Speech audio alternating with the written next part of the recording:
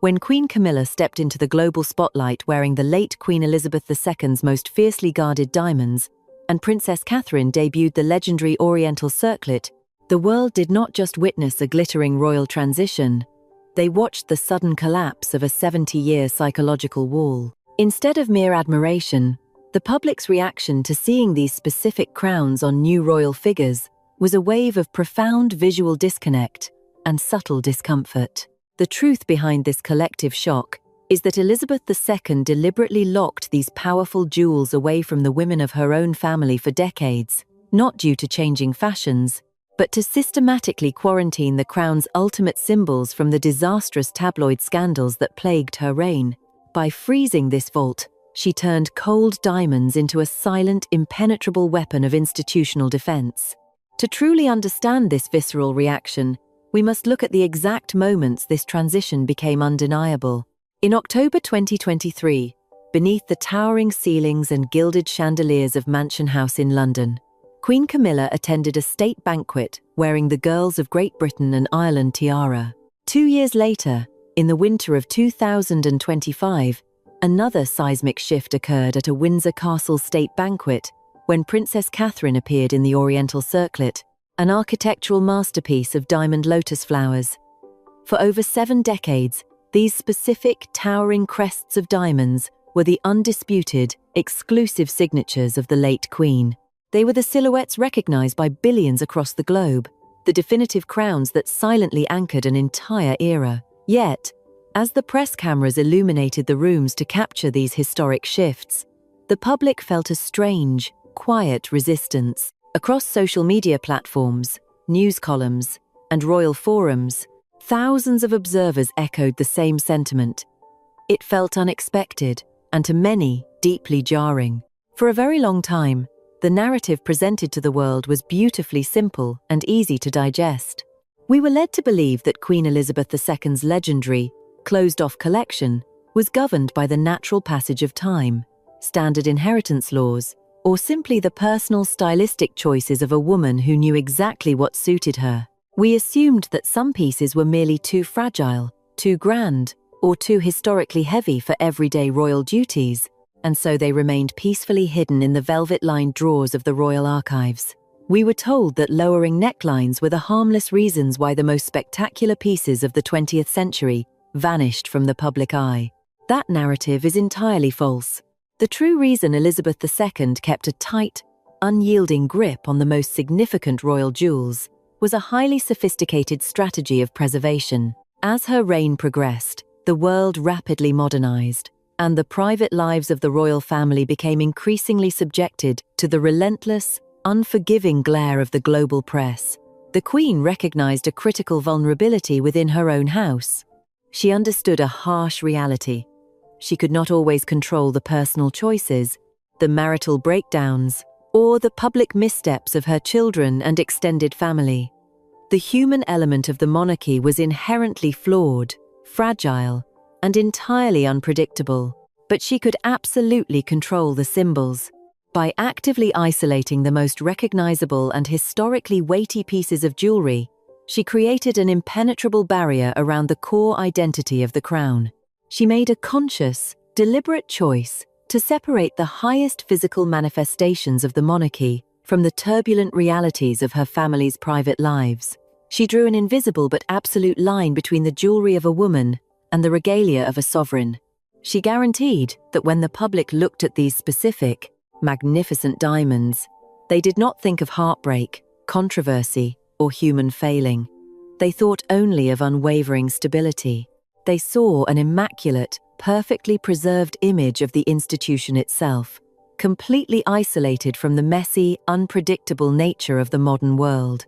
Now, as that 70-year embargo has been permanently lifted and these historic gems are brought back into the light, we are forced to confront the reality of how those powerful symbols were actually forged in the first place, and exactly what kind of raw, earthly origins were used to construct the illusion of untouchable prestige. To understand the sheer magnitude of Elizabeth II's achievement in creating this sacred aura, we must first strip away the veil of divinity that currently surrounds these pieces. The supreme power of the royal collection was not bestowed by divine right. It was meticulously manufactured from highly earthly, and sometimes entirely mundane, origins. Consider the George IV state diadem, the very crown that came to define the late Queen's profile. Today, it projects an image of ancient, unshakable female authority. Yet, its provenance is rooted in unapologetic male vanity. Commissioned in 1820 for a king known for his extravagant lifestyle, the diadem was originally designed to be worn over a large velvet hat, famously adorned with a sprawling ostrich feather, for George IV's coronation procession. It is a delicate, feminine-looking circlet, featuring 1,333 diamonds framing crosses pâté and floral sprays representing the nations of the United Kingdom, anchored by a pale yellow 4-carat brilliant diamond. It was, at its inception, a grand theatrical prop for a flamboyant ruler. The legendary coronation necklace shares a similarly pragmatic, fiercely terrestrial origin story.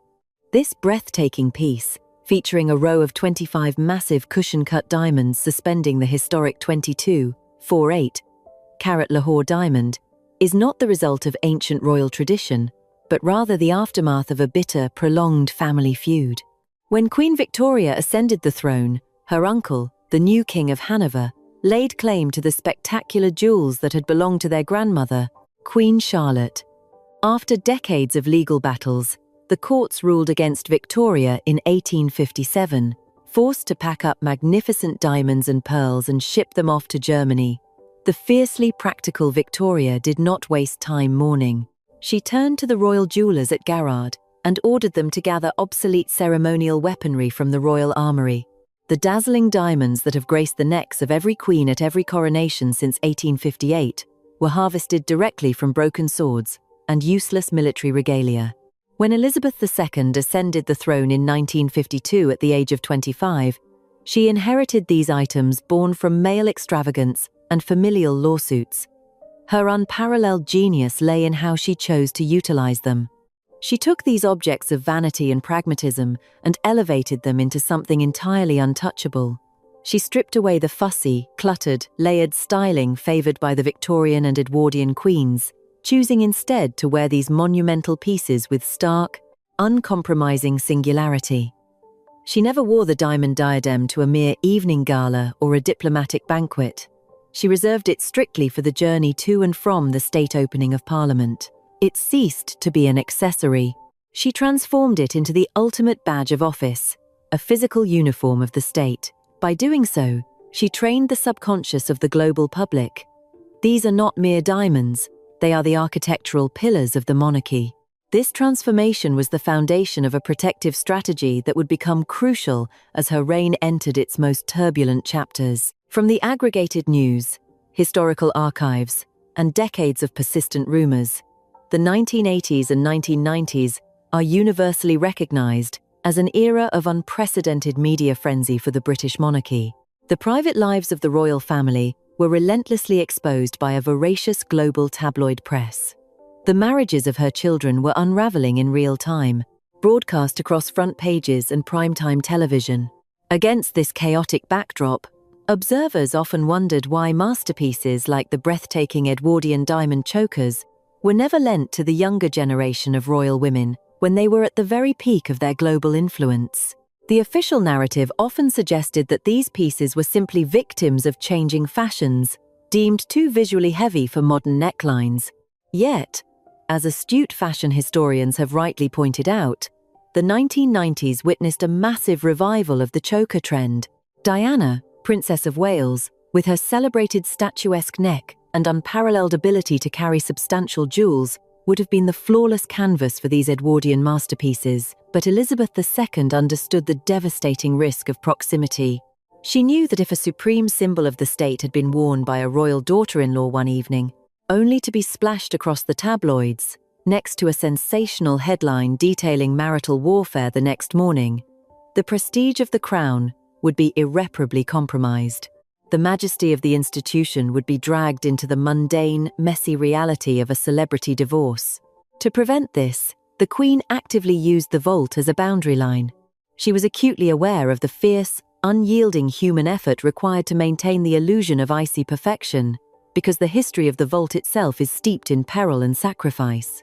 The magnificent Vladimir tiara, a majestic structure of interlocking diamond circles, projects absolute authority. Yet, its journey to the British Royal Vault reads like an espionage thriller. Left behind in a hidden safe within a street, Petersburg Palace during the outbreak of the Russian Revolution, it was ultimately rescued by a British art dealer who infiltrated the palace disguised as a workman, smuggling the priceless diamonds out of the country, hidden inside a pair of ordinary Gladstone bags. Even the routine maintenance of such a piece requires intense physical dedication. The Queen's dresser once revealed that swapping the tiara's hanging pearls for its Cambridge emeralds was a high-stakes, nerve-wracking operation performed with bare, ungloved hands to ensure a firm grip, preventing the heavy stones from slipping and shattering. Elizabeth II recognized the blood, sweat, and profound historical cost embedded within these stones, and she was fiercely protective of the sanctuary she built for them. She was not a passive custodian. She was an active, decisive, and sometimes ruthless strategist when it came to preserving her image. When she desired a new piece of jewelry in 1973, she made a choice that might deeply shock modern jewelry purists. To create the Burmese ruby tiara, a piece designed with heraldic rose motifs meant to protect the wearer from illness and evil, she ordered the complete dismantling of the spectacular Cartier Nizam of Hyderabad tiara, a magnificent floral diamond piece she had received as a wedding gift. She willingly sacrificed a historic masterpiece to forge a new, highly personal layer of armor, a piece she never once lent to another living soul. She controlled the collection with an iron grip, because she understood that a crown's power depends entirely on the context of the person wearing it. If a historic jewel is placed in the wrong context, its sacred aura vanishes instantly. This is precisely why the exquisite small diamond crown of Queen Victoria, a miniature ergonomic marvel set with 1,187 diamonds, remained locked in the dark for the entirety of Elizabeth II's reign. Designed specifically to perch atop Victoria's voluminous mourning veil, the tiny crown requires a specific era's silhouette to anchor its visual weight. Elizabeth II possessed the sharp, unforgiving eye of a supreme editor. She knew that placing that miniature relic atop a modern, 20th-century hairstyle would strip the piece of its imperial dignity, reducing a symbol of the British Empire to something resembling a paper crown from a Christmas cracker. She refused to let the crown be miniaturized or mocked, just as she refused to let her most powerful jewels be tainted by the unpredictable controversies of her era. Today, under the established laws and constitutional frameworks of the monarchy, that era of absolute quarantine has ended, bringing the actions and reactions of the current royal figures into sharp, unprecedented focus. We see Queen Camilla stepping fully into her constitutional role, donning the very jewels that were central to Elizabeth II's strategy of isolation. When Queen Camilla appears at a diplomatic reception, wearing the spectacular Belle Epoque diamond stomacher, a massive, tasseled ornament from the Greville bequest that sat quietly in a box for over 80 years, without Elizabeth II ever wearing it publicly, she is executing her role flawlessly from a legal and historical standpoint. She is the Queen Consort, entirely entitled and expected to wear the heavy, historic regalia of the state to represent the continuity of the monarchy. Yet, the public reaction often borders on profound psychological resistance. When audiences express a sense of discomfort when they claim a piece looks out of place or feels visually disjointed, they are experiencing the sudden, unavoidable clash between a deeply ingrained ideal and a complex reality. Elizabeth II spent 70 years molding herself into an infallible symbol of duty, leaving very little room for personal controversy to attach itself to the diamonds she wore. Queen Camilla, conversely, brings with her a highly documented, deeply scrutinized personal history. When she wears a piece like the Girls of Great Britain and Ireland tiara, she is wearing a crown that the global public was heavily conditioned to associate with unblemished institutional perfection. The friction arises because the audience is suddenly forced to reconcile the flawless, icy perfection of the diamonds with the complicated, undeniably human history of the woman currently wearing them. This psychological dynamic perfectly explains the contrasting public reaction to Princess Catherine. When Catherine debuts a historical piece, such as the Oriental Circlet at the Windsor Castle State Banquet, the global response is overwhelmingly positive, often accompanied by a collective sigh of relief. Whether intentional or not, the public has chosen to project their desperate desire for institutional perfection onto Catherine. She is widely viewed as a stabilizing force, possessing the poise, visual elegance, and unblemished public record required to carry the illusion forward. When she wears the royal diamonds, the public feels a sense of safety. They see a seamless continuation of the dignified, scandal-free narrative that Elizabeth II fought so hard to maintain. The frequent public commentary, wishing for certain tiaras to pass directly from grandmother to granddaughter, while constitutionally inaccurate and in almost deep-seated, collective yearning for a fairy tale narrative that skips over the messy, complicated realities of the transitional generation. The lifting of this 70-year embargo carries profound consequences for the future of the crown. The invisible wall that once separated the highest symbols of the state from the human beings within the family has completely fallen. The royal vault can no longer function as an isolation chamber. As the current royals wear these magnificent pieces across the globe, the monarchy is undergoing a relentless, highly visible stress test. Every state banquet and diplomatic reception is no longer just a display of wealth. It is a delicate balancing act of public relations. The institution is being forced to transition from an era of silent, untouchable majesty into an era where its members must be seen as approachable, human figures who also happen to bear the visual weight of divine right. It is a precarious tightrope walk, attempting to modernize the monarchy without entirely shattering the necessary mystique that keeps the institution alive. Without Elizabeth II's strict quarantine, the jewels are now exposed to the elements of modern public opinion, making them vulnerable to the very controversies she spent a lifetime trying to shield them from. To understand the true cost of this intense institutional preservation, we must look at a piece that has quietly vanished from the public eye: the Queen Mother's pearl sautoir. Presented as a wedding gift in 1923 from the City of London, it was a spectacular, long necklace composed of 5 rows of pearls mounted on platinum wire. It has not been seen in a century. A chilling but highly plausible theory among historians suggests that its disappearance is not due to changing fashions, but to the fatal nature of its own construction. Pearls are soft, organic gems. To stay lustrous and intact, they require moisture, air, and gentle handling.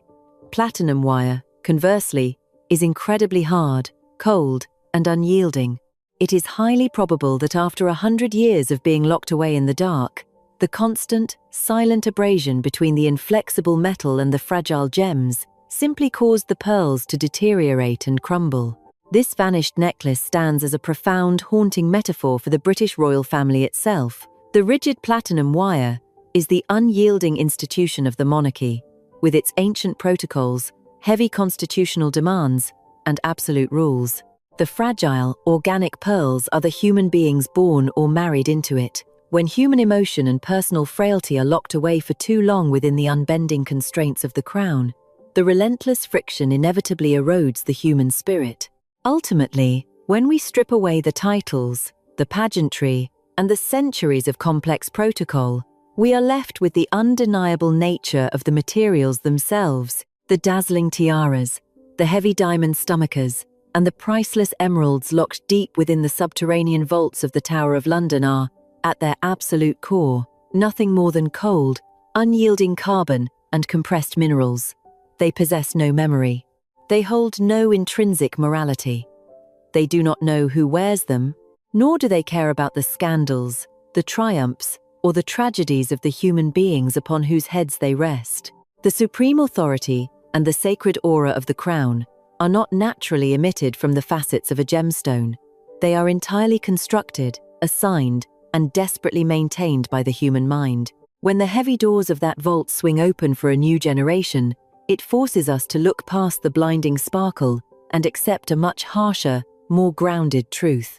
The British monarchy is not a pantheon of flawless, mythical figures hovering above the fray of mortal life. They are simply human beings, fragile, complicated, and entirely imperfect, tasked with the monumental, nearly impossible burden of carrying the brilliant, crushing weight of 1,000 years of history.